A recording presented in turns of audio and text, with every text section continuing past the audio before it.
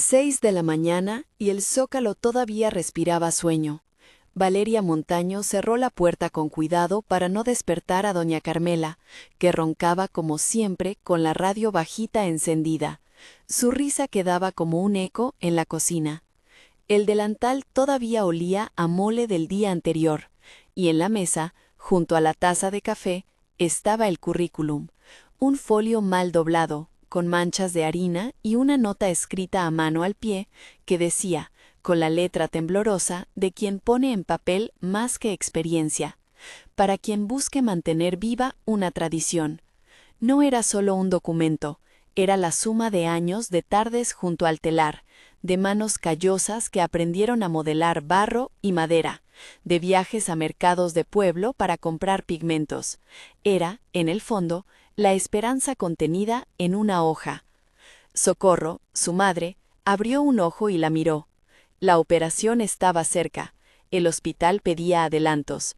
Valeria pasó por delante de ella con la sonrisa que ya había entrenado para los peores desayunos, firme, pero sin prometer más de lo que podía dar.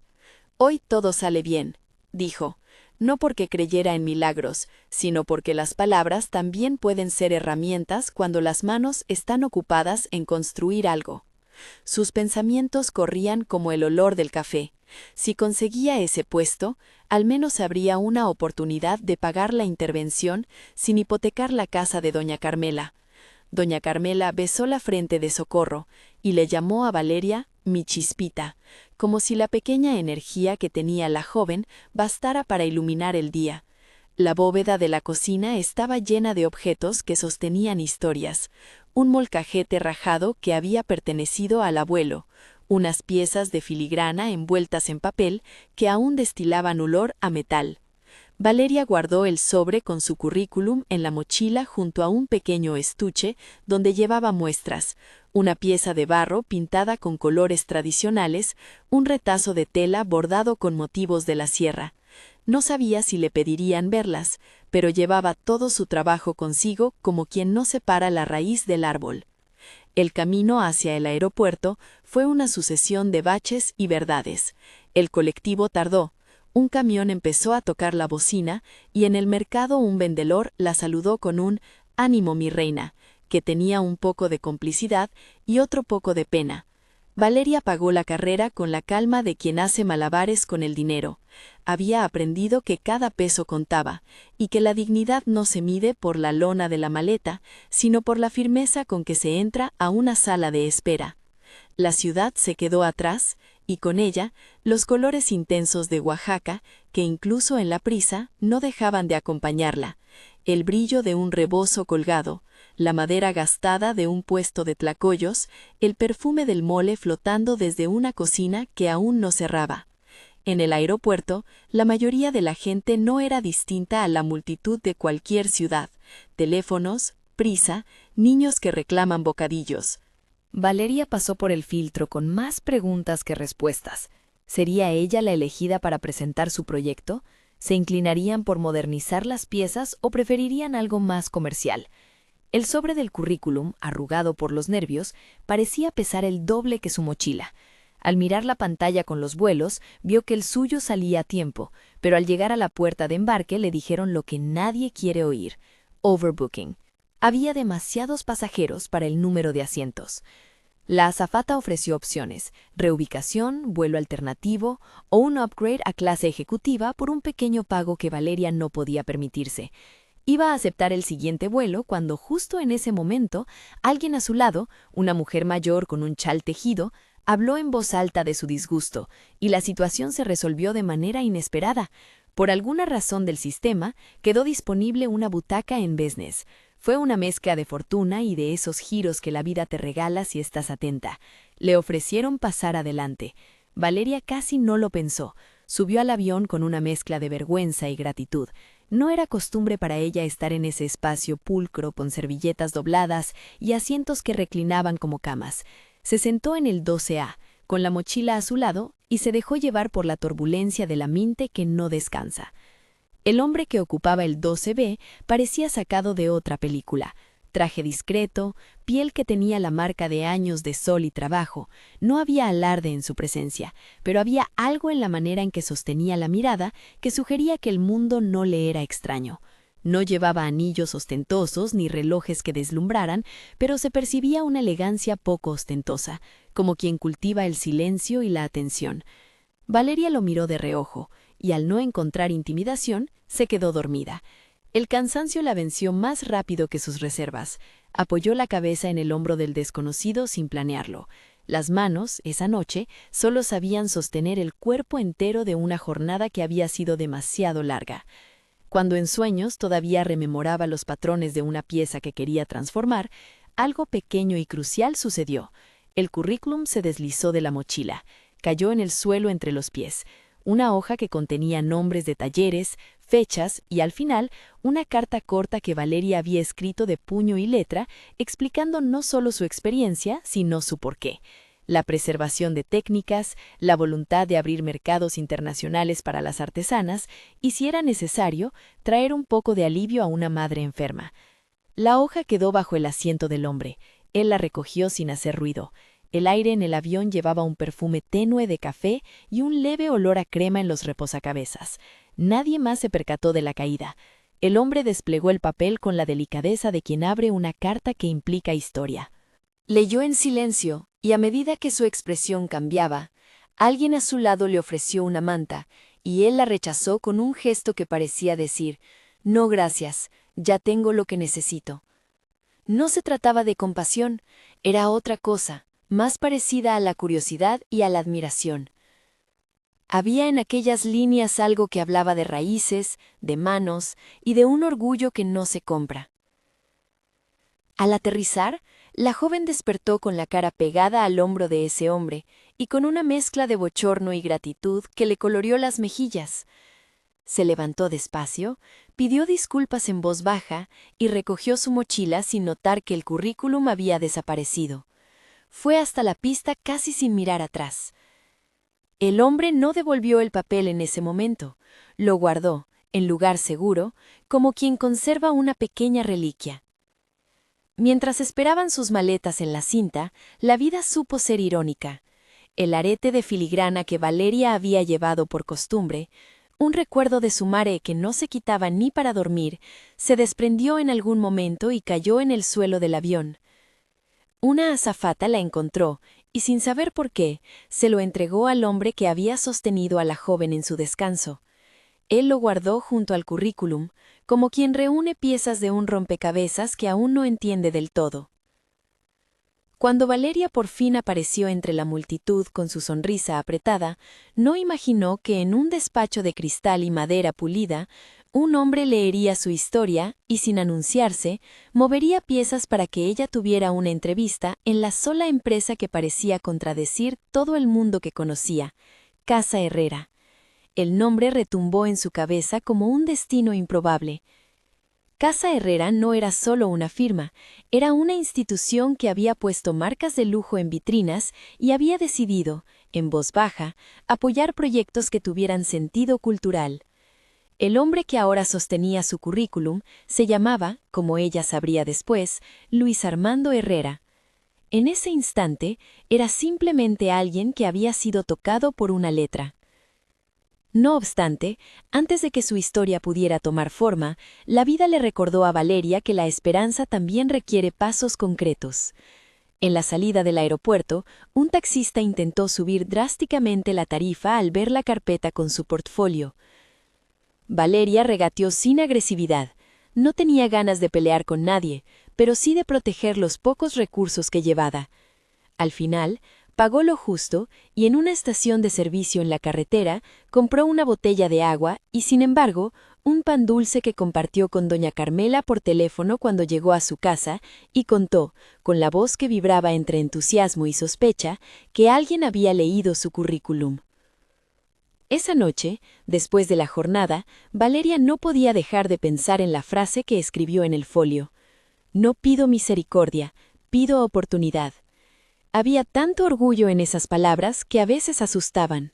Se fue a la cama con la esperanza enredada entre las sábanas y la certeza de que al día siguiente, Si le llamaban, no dejaría pasar nada. No era una cuestión de fortuna, era una cuestión de estar lista. Por la mañana la llamada llegó como un teléfono que suena entre sueños. Un número desconocido, voz formal y un ofrecimiento que sonó más a prueba que a favor. La invitaban a una entrevista en Ciudad de México, en la sede de Casa Herrera. La voz al otro lado dijo el día, la hora y unas indicaciones que Valeria repitió en su mente como si fueran mantras. Traje formal, subir al edificio A, preguntar por la señorita Robles. No supo que en el mismo instante en que aceptaba, la persona que hoy sostendría su futuro ya había ordenado a su asistente que preparara la sala. El viaje a la capital fue un mapa de expectativas. Valeria compró un billete de autobús y llevó consigo, además del currículum que había vuelto a imprimir con letra más clara, las piezas que consideraba esenciales. En la mochila, la pequeña figura de un alebrije moderno, una mezcla de color, línea y madera, viajó protegida por una camiseta vieja. Todo lo que representaba su vida cabía en esa escueta elección estética. Tenía nervios y una sensación nueva, la de que las puertas no se abren por deseo, sino por preparación.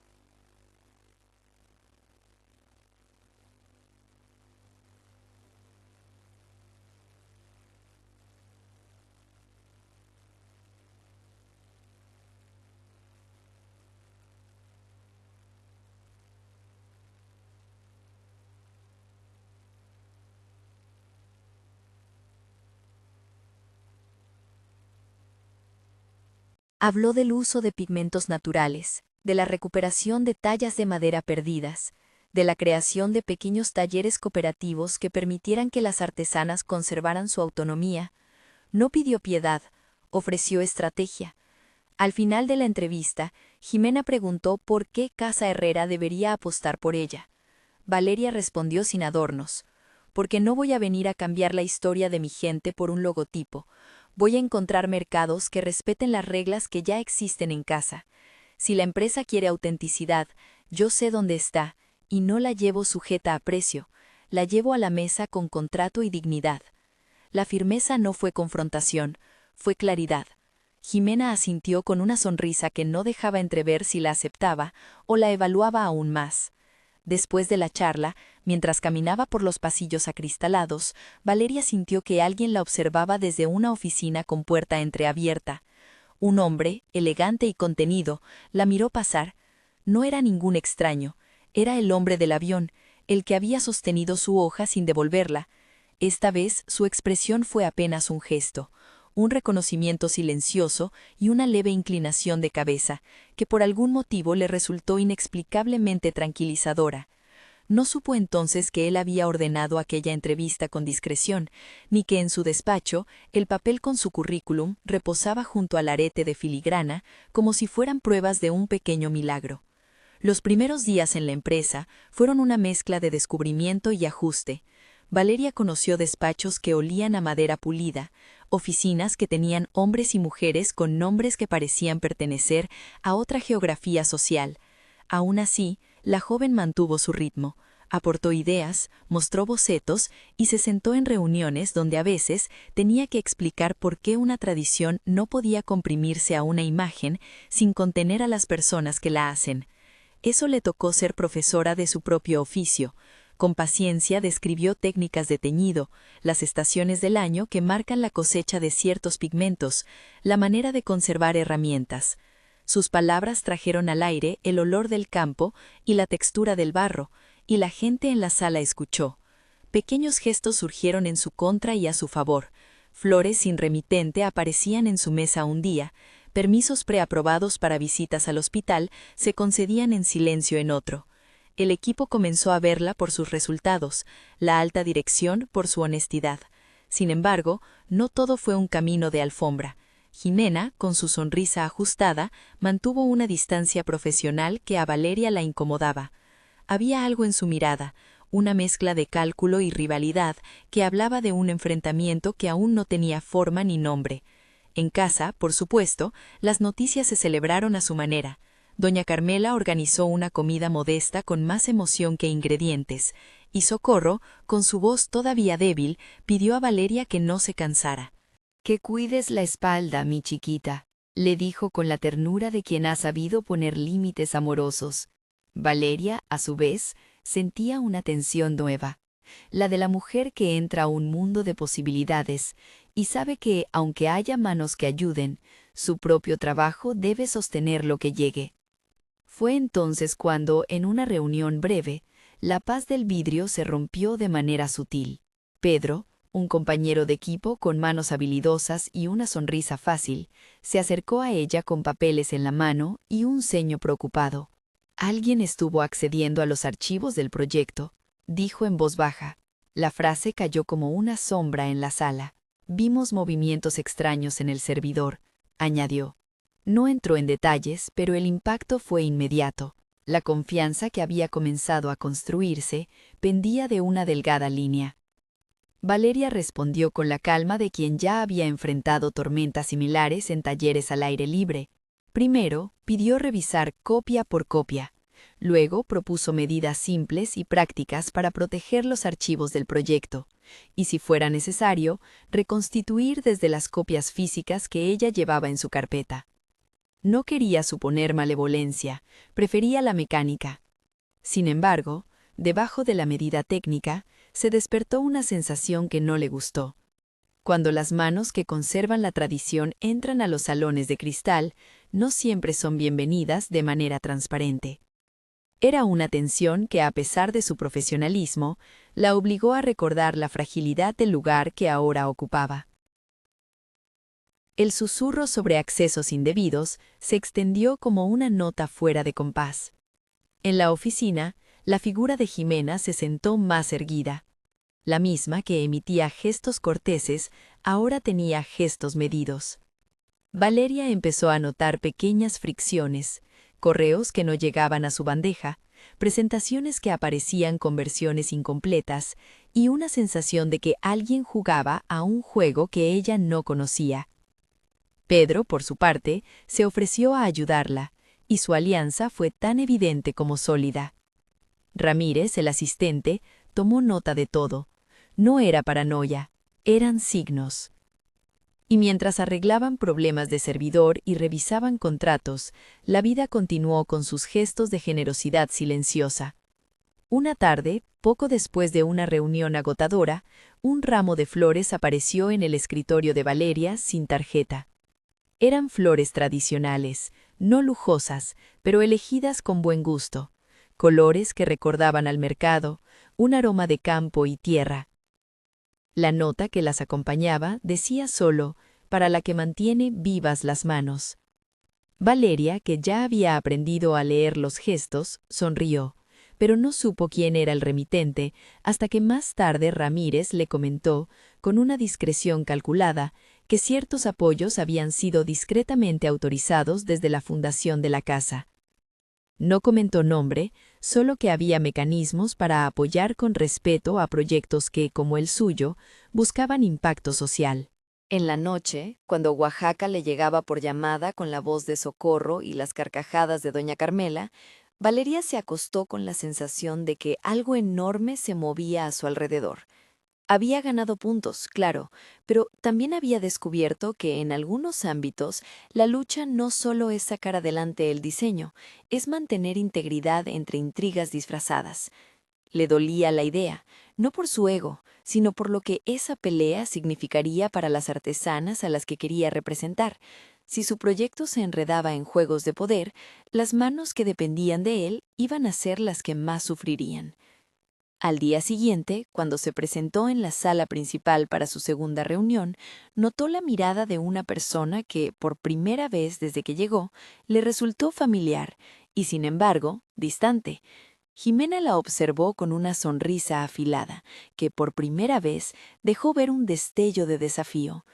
«Bienvenida de nuevo», dijo, pero su tono tenía otra intención, medir más que saludar. Las palabras de Pedro en la mañana resonaban aún en su cabeza. Si algo sale mal, Valeria lo sabrá en el peor escenario posible. Afuera, la ciudad transcurría ajena al pulso que latía en la sala de cristal. Adentro, la historia que había empezado con un currículum arrugado apoyado en un hombro desconocido, empezaba a tejerle la vida con hilos que aún no lograba ver del todo. Quedaban preguntas importantes. ¿Quién había accedido al servidor? ¿Qué intenciones tenía Jimena? ¿Qué mano, además de la suya, sostenía las posibilidades que ahora le abrían puertas? Y más urgente, ¿cómo no perder la brújula cuando las decisiones afectan vidas reales? Valeria pensó por un segundo en la pequeña figura del alebrije que guardaba en la mochila. Era, entre todas las piezas, la más honesta, hecha con técnicas que respetaban tiempos y manos, pero con un diseño que miraba al mundo. Si algo le había enseñado la vida en Oaxaca, era que la tradición no se preserva encerrándola, se protege encontrándole caminos que no la traicionen. Con esa convicción, entró a la reunión, dispuesta a explicar otra vez las reglas, a defender un contrato justo, a negociar con el temple que da la pertenencia. Cuando las puertas de la sala se abrieron, la luz del mediodía marcó las líneas de la ciudad. En el umbral, al frente, una figura esperaba con una copa en la mano y una sonrisa que parecía medir la situación. Era él, el hombre del avión. Sus ojos, profundos y serenos, se encontraron con los de Valeria apenas un instante, y en ese simple intercambio hubo un silencio que decía mucho más de lo que cualquiera de las dos palabras podría haber dicho. Ella no sabía aún si eso era bien o mal, solo supo que algo se movía con mayor rapidez que los papeles en un despacho. La reunión comenzó. Valeria presentó su propuesta con la certeza de quien no puede dar marcha atrás. Había puesto en una mesa algo más que objetos. Había puesto la historia de un pueblo. Mientras hablaba, la sala tuvo momentos de silencio, de murmullos, de aplausos medidos. Cuando terminó, algunos se levantaron, entre ellos la figura que ahora tenía nombre, Luis Armando Herrera. Caminó hasta ella con la naturalidad de quien no quiere espectáculo, y al tomar su mano para saludarla, le dijo en voz baja, sin prisa: «Tiene coraje, eso no siempre se ve». Valeria sintió que la palabra llevaba por debajo una promesa que todavía no podía leer. Afuera, la ciudad seguía, y el viento empujaba algunas hojas contra las fachadas de cristal. Adentro, los papeles y las miradas trazaban caminos que habrían de cambiar no solo una carrera, sino vidas enteras. Valeria regresó a su puesto con la sensación de que por fin, algo de lo que le había costado tanto trabajo, comenzaba a tener una posibilidad. Pero también se llevó la certeza de que en ese mundo brillante no todo lo que brilla es bueno, y que a menudo la mayor prueba no es llegar a la mesa, sino permanecer en ella con las manos limpias y las ideas claras. Antes de continuar, cuéntame desde qué ciudad nos escuchas. Me interesa saber desde dónde viajan estas historias. La mirada de Luis se desvaneció en la luz del pasillo, y Valeria volvió a su sitio con la cabeza llena de cobijas de posibilidades y de la urgencia de que todo funcionara. No permitió que la curiosidad sobre quién había sido el mecenas secreto le robara la centralidad. Tenía contratos que pulir, artesanas que proteger y un contrato modelo que debía ser inalterable. La oficina de Casa Herrera, con su aire acondicionado y sus tazas de café perfecto, no sabía todavía que aquello que entraba en sus vitrinas no sería solo un objeto, sería la voz de un pueblo. Días después, en plena ebullición del proyecto, la oficina se convirtió en laboratorio. Valeria se paseaba entre mesas con muestrarios, trazos y bocetos, hablando con la naturalidad de quien conoce la materia. Este pigmento toma sol 3 días para fijarse. Si lo aceleramos, se quiebra el tono. Estas piezas van con un empaque que respete la firma del artesano. Su voz, que antes hablaba en el zócalo y en las veredas de los mercados, ahora resonaba entre ordenadores y cables. Pedro traía muestras impresas, y detrás de su sonrisa, la seguridad de un aliado que la cubría cuando el entorno se ponía hostil. Esa hostilidad tardó poco en manifestarse con precisión quirúrgica. Una mañana, mientras ultimaban la presentación para inversores, Valeria abrió la carpeta digital del proyecto y se encontró con algo que dejó su estómago en suspenso. Los archivos clave tenían versiones incompletas, las planillas de costos estaban modificadas, y en la carpeta de imágenes habían desaparecido las fotos de las artesanas. Era como si alguien hubiera querido borrar no solo la memoria del trabajo, sino a quienes lo hacían posible. Lo primero fue respirar. Lo segundo, pedir la sala de servidores. Ramírez, que ya había demostrado ser más que un asistente, rastreó accesos con la discreción de quien desarma una bomba. Tiempos, IPs, horarios. Las bitácoras mostraban una entrada desde la cuenta corporativa con privilegios elevados y un inicio de sesión durante la madrugada, en fechas en las que nadie del equipo trabajaba. Valeria sintió un peso agrio en la boca, una mezcla de rabia y decepción. Cuando Ramírez pronunció las palabras «posible sabotaje interno», el silencio en la sala fue la mejor prueba de que aquello no era un malentendido. Los ojos de Jimena, cuando se enteró, fueron profesiones de cortesía que no ocultaban nada. Su sonrisa se tensó y, en vez de mostrar sorpresa, se limitó a una pregunta fría. ¿Estás segura de que tus copias estaban al día? La insinuación, sutil, veleidosa, pretendía sembrar duda. Valeria, que había pasado tantas horas en talleres donde la honestidad se mide por el peso de la pieza, replicó con datos. Tengo copias físicas y versiones en mi disco personal. Todo está registrado. No se encomendó a la sospecha. Presentó pruebas y pidió una investigación. No buscó ajustes dramáticos. Pidió un procedimiento justo. Pedro, que no era ajeno a las maniobras de oficina, tomó la iniciativa de revisar los respaldos. Entre la maraña de archivos, encontró una copia en una memoria vieja de Valeria, las fotos de las artesanas, el antes y el después de los teñidos, los nombres en mayúsculas que para ella eran más importantes que cualquier estadística. «Lo reconstituimos desde aquí», dijo Pedro, con la tranquilidad técnica de quien ya había apagado incendios digitales.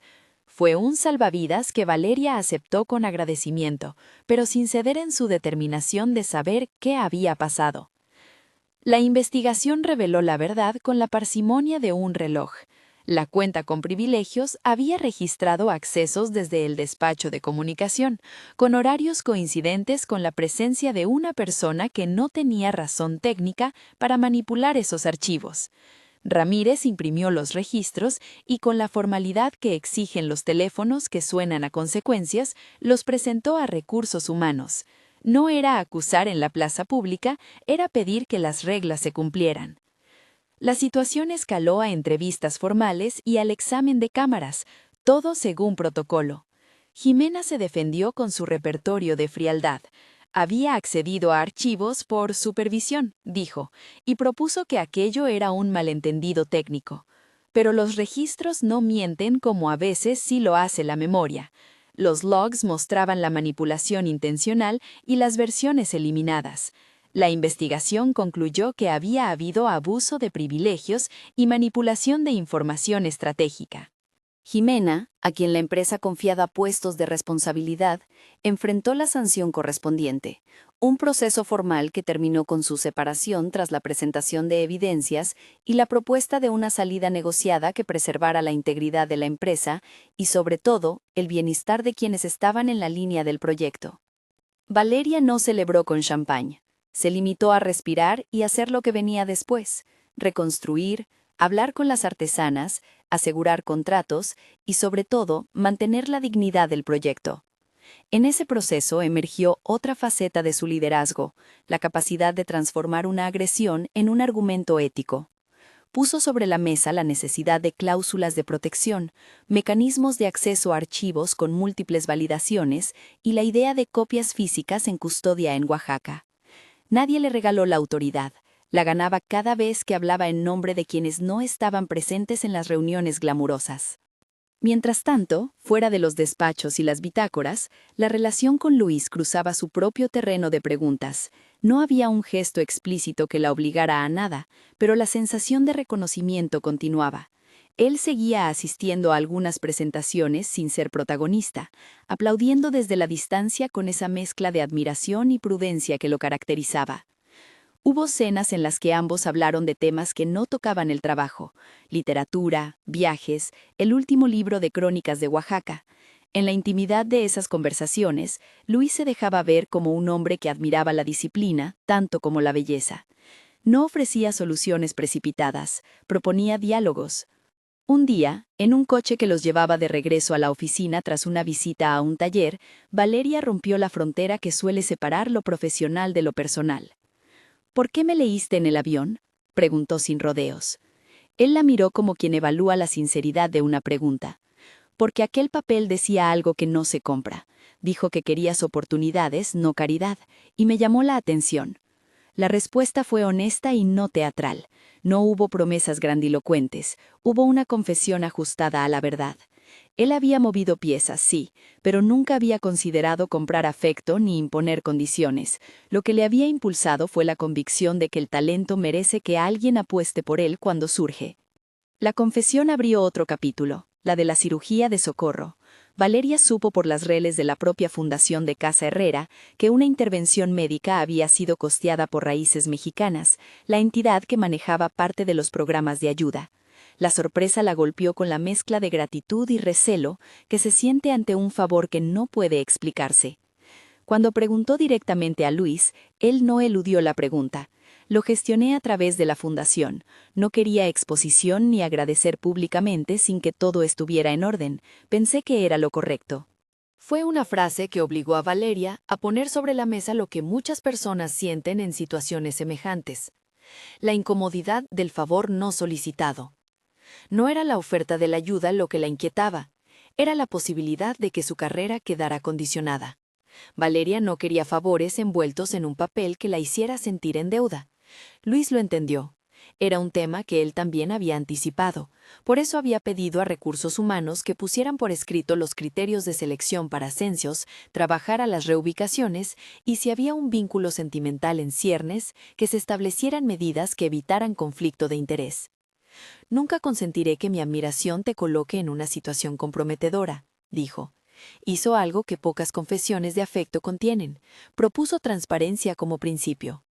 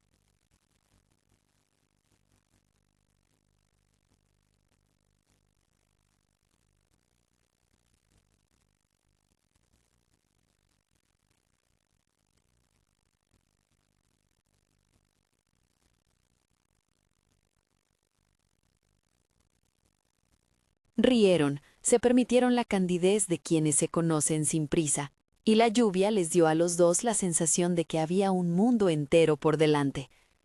La prueba mayor llegó con la gala de presentación en Oaxaca. Era una fecha que Valeria había esperado con nervios y orgullo. La banca de Casa Herrera había organizado un evento en el que presentarían la línea, una muestra que mezclaba piezas con historias y un mercado donde las artesanas recibirían su parte de ventas y visibilidad. Para Valeria, significaba la posibilidad de devolver algo real a su pueblo. Para Jimena, fue un último espacio donde intentar sembrar una trampa. El escenario de la gala estaba en el corazón de Oaxaca. Luces cálidas, mesas con manteles tradicionales y vitrinas que reflejaban la noche estrellada. Entre invitados hubo críticos, curadores y compradores. Entre el público, muchas manos conocidas. La voz de doña Carmela que aplaudía como si estuviese en la puerta de su casa. Familiares con pantalones arreglados y rostros que no olvidan. Valeria sintió un aprieto en el estómago cuando subió al estrado, no por ella, sino por la responsabilidad de representar a tantas manos que habían tejido, pintado y tallado para aquel momento. Jimena, que logró una entrada estratégica, no perdió la ocasión. Durante uno de los discursos, pilló un micrófono y dejó caer una insinuación sutil sobre la integridad del proyecto, sugiriendo que ciertos procesos habían sido irregularmente privilegiados. Sus palabras, medidas y venenosas, fueron lanzadas como quien intenta incendiar un montón de hojas secas. El murmullo se encendió. Valeria tuvo que reaccionar con la rapidez que exige el instante. No recurrió a la rabia. Tomó el micrófono y habló con la misma voz que había sostenido en las juntas, clara, firme, hecha de ejemplos. Contó la historia de cada pieza, quién la hizo, qué pigmentos se usaron, qué contrato la protegía. Habló de las cláusulas firmadas, de los pagos adelantados y de un sistema de trazabilidad que permitía saber en qué manos había estado cada objeto. No era un alegato defensivo, era una lección de dignidad. En un gesto que fue honesto y potente, invitó a algunas de las artesanas al escenario para que ellas mismas contaran cómo aquel trabajo cambió la economía familiar. Verlas, con la voz temblorosa pero orgullosa, fue una réplica que hizo caer la acusación como una cortina vieja. La sala respondió con un aplauso que no se contuvo. La emoción no surgió por el brillo momentáneo, sino por la certeza de que quienes estaban allí escuchaban la verdad de personas que no sabían fingir. Jimena, viendo su maniobra frustrada, perdió la compostura por primera vez. Sus argumentos, al demostrarse sin fundamento, la colocaron en una postura incómoda. La empresa, que tenía el informe de la investigación en mano, actuó con la serenidad de una institución que no busca el escándalo. La situación derivó en una carta formal a los archivos, la solicitud de disculpa pública y, finalmente, la salida definitiva. La justicia no fue la venganza, fue el cumplimiento de un proceso. Esa noche, la gala no solo sirvió para coronar un proyecto, sirvió para mostrar que la dignidad puede sostenerse en una vitrina. Los compradores que entendieron la historia se comprometieron a contratos de largo plazo. Otros, más escépticos, escucharon nombres y volvieron a interesarse por piezas que tenían algo de intangible, la autenticidad. Para Valeria, el éxito profesional fue doble. Se consumó la visibilidad que esperaba y al mismo tiempo la línea dio inicio a un fondo de microcréditos para las artesanas que ella misma ayudó a diseñar con el equipo de Casa Herrera. La confesión de Luis sobre la cirugía quedó para una conversación privada, pero el reconocimiento público vino cuando doña Guadalupe, directora de Raíces Mexicanas, subió al estrado para agradecer el trabajo conjunto. «Hay gestos que no necesitan aplausos», dijo. «Hay manos que nos enseñan cómo hacerlo». Valeria, que estaba cerca de Socorro y de doña Carmela, sintió que la deuda que le preocupaba se transformaba en una red solidaria. La operación de su madre no había sido un rescate, había sido la activación de una fundación que entre criterios técnicos y el corazón supo actuar. La noche terminó con un brindis sencillo. En el balcón de la casona, con la brisa de Oaxaca jugando con los rebozos, Luis y Valeria quedaron a solas. No hubo gestos grandilocuentes. Él tomó la mano de ella con naturalidad y le dijo que lo que más le importaba era que ella siguiera siendo la misma persona que puso su orgullo en una hoja arrugada. «Si algún día decides que quieres caminar conmigo», murmuró, «prometo hacerlo con las manos limpias». La promesa no vino envuelta en anillo ni en ofertas de cargo, vino en la forma de una decisión. Cuando la relación avanzara, habría medidas para evitar cualquier conflicto. La propuesta formal vino después, pero no ahí, no en un escenario preparado para el romanticismo forzado. Luis eligió Oaxaca y buscó que la forma del anillo tuviera algo de las piezas que Valeria defendía: filigrana, trabajo de oro fino, un diseño que recordaba la curvatura de los alebrijes. Antes de pedirle que fuese su pareja de forma pública, habló con Recursos Humanos y acordó que para proteger la ética de la empresa, dejaría temporalmente decisiones ejecutivas relacionadas con el proyecto de Valeria en manos de un comité. Era una actitud que hablaba de madurez. Él no quería ponerse por encima de lo que estaban construyendo.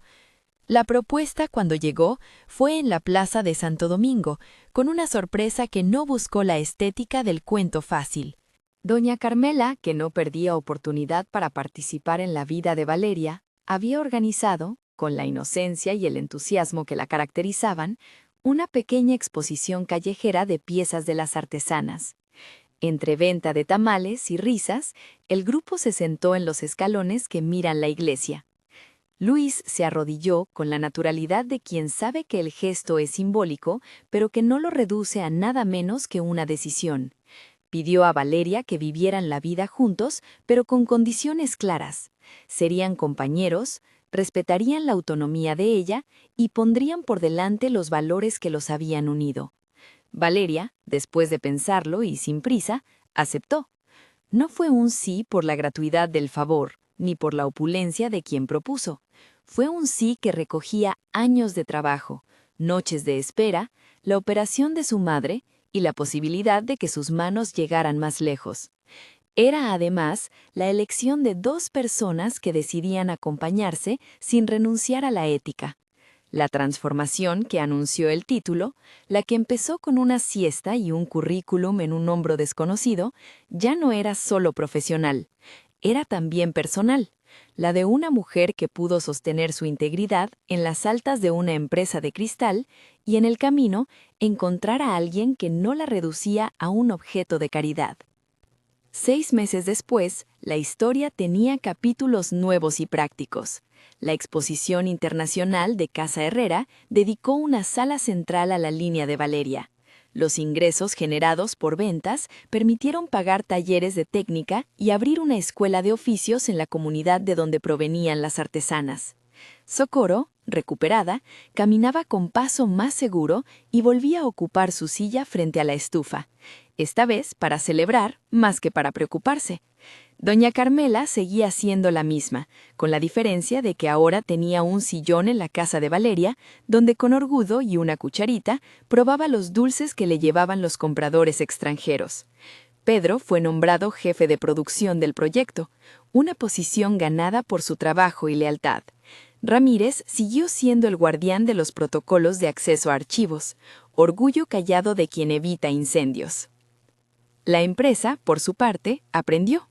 Implementó medidas de trazabilidad, estableció protocolos para la intervención de la fundación y dejó clara en sus estatutos la forma en que las relaciones personales se gestionarían en términos de conflicto de interés. No porque la historia de Valeria fuera un ejemplo de moral pública, sino porque la experiencia mostró que la dignidad se defiende con reglas y con coraje de quien habla en nombre de los que no están. Jimena, por su parte, no se extinguió en escándalos. Su salida fue dura, sí, y la documentación dejó constancia de sus manipulaciones. Encontró en la distancia oportunidades de autocrítica forzada. Y aunque no fue un final triunfal para ella, la justicia fue la que dicta el exceso de una conducta, consecuencias proporcionales y procedimientos cumplidos. La narrativa terminó por mostrar que la limpieza de una organización pasa por procesos, no por ajusticiamientos públicos. En un rincón de la ciudad, una pequeña galería vendía una pieza con una etiqueta que decía, hecha por manos de la sierra, diseñada por Valeria Montaño. Quien la compraba no solo adquiría un objeto, adquiría una historia. Para Valeria, la transformación que se inició en el avión no fue un billete de lotería, sino una cadena de decisiones, algunas de ellas ajenas, muchas propias, que la ubicaron en un lugar donde su oficio podía hablar en voz alta. Había logrado que lo que amaba no se convirtiera en anécdota, lo convirtió en proyecto sostenible. En la plaza donde se conocieron la mayor parte de sus recuerdos, con el mole y las voces de quienes miraban el desfile de artesanos, Valeria tuvo la certeza de que la vida no se arregla con un solo gesto.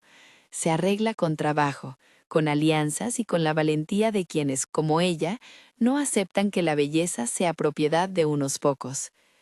Luis y ella caminaron por la calle cargando una bolsa con piezas que iban a una exposición en Madrid.